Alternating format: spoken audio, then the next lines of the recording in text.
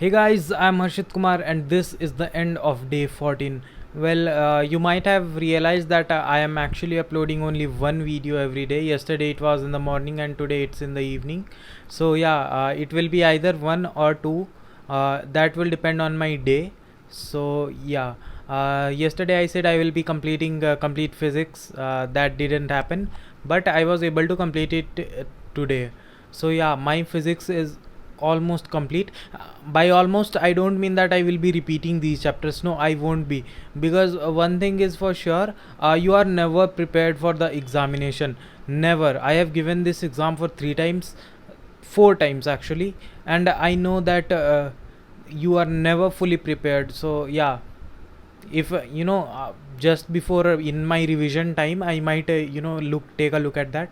My mind map is the my physics mind map is not 100% complete of all the chapters. So those, yeah, some of you might know what is mind map, so that well, you actually remember the name of all the chapters, and then you recall each and every concept of that chapter. So that makes the revision process faster. If you have a proper mind map, then you will be able to revise complete physics in 8 hours. Yeah, you will be able to do that, complete physics in 8 hours. So yeah, it took me 2 days because I realized my mind map was not complete. I was forgetting many concepts. So I will improve that later on, just before 1 or 2 days before examination.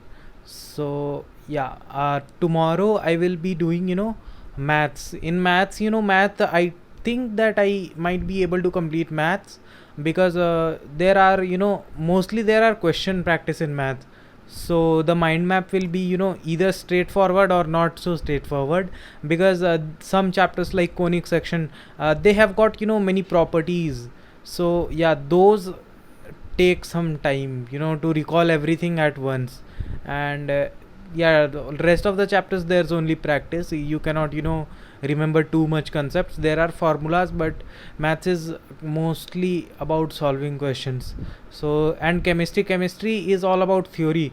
So preparing its mind map will take huge amount of time.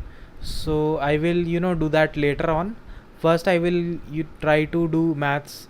So physics took me 2 days. I'm not sure how much maths will take me. So yeah, from tomorrow I will start maths, and I will as I told you guys earlier, I will try to complete my syllabus as soon as possible, so that I can practice some mock tests.